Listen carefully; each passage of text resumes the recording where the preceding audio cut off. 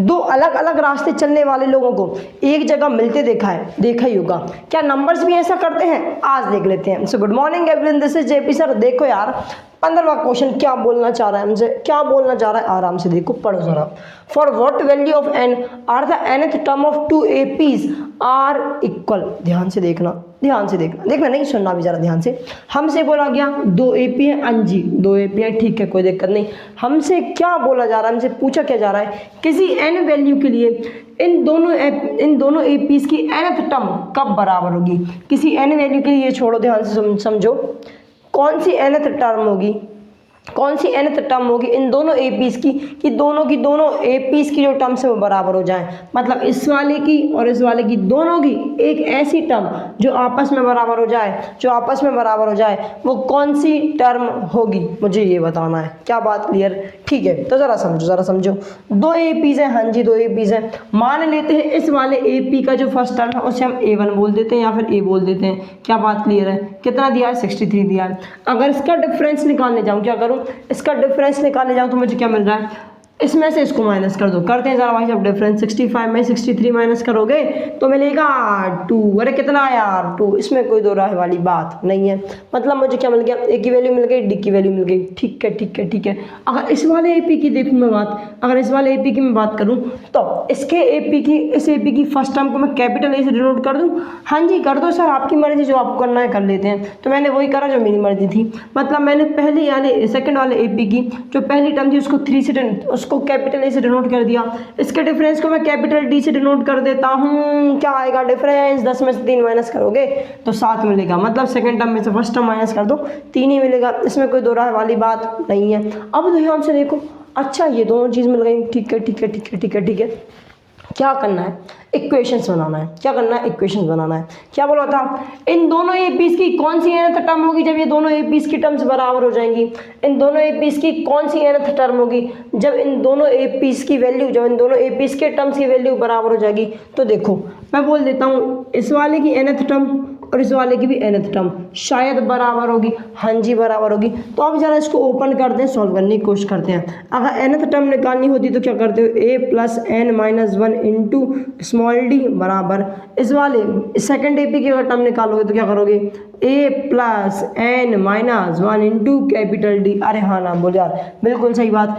A की value पता है, D की वैल्यू पता है, A की वैल्यू पता है, कैपिटल D की वैल्यू भी पता है। तो रखो फटाफट से सॉल्व करो।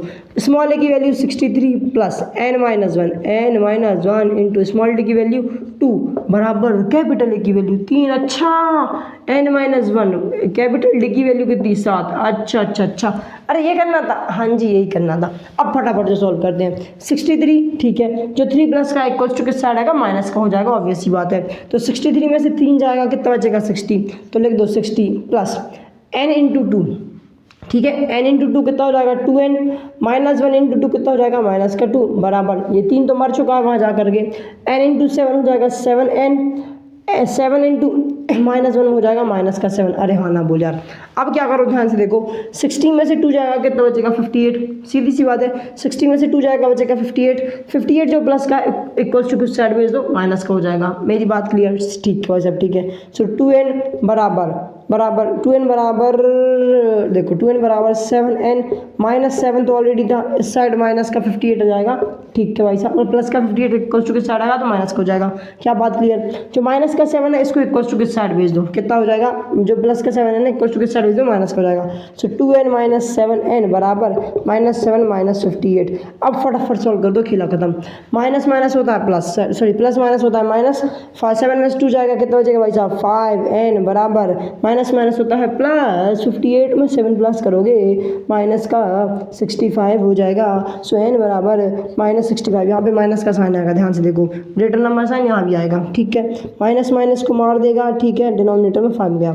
इसको वापस कराता हूँ, ध्यान से देखो, n बराबर कितना हो जाएगा माइनस 65, अपॉन में चला जाएगा माइनस 5, माइनस माइनस को मारेगा, 5 1 जा 5, 5 1 जा 5, 6 में से 5 गया, बचा 1 बन जाएगा, 5 के साथ बनाएगा 15, 5 3 जा 15। मतलब n की वैल्यू क्या आ गई यार, अच्छा 13, हाँ 13। तो 13 क्या है, n की वैल्यू बोलो या फिर ऐसी रखी 13th टर्म या फिर nth टर्म, हम क्या बोल रहे थे, an मतलब कौन सी टर्म थी, ऐसी टर्म थी जो कि आपस में बराबर थी, जो कि दोनों एपीज की आपस में बराबर थी।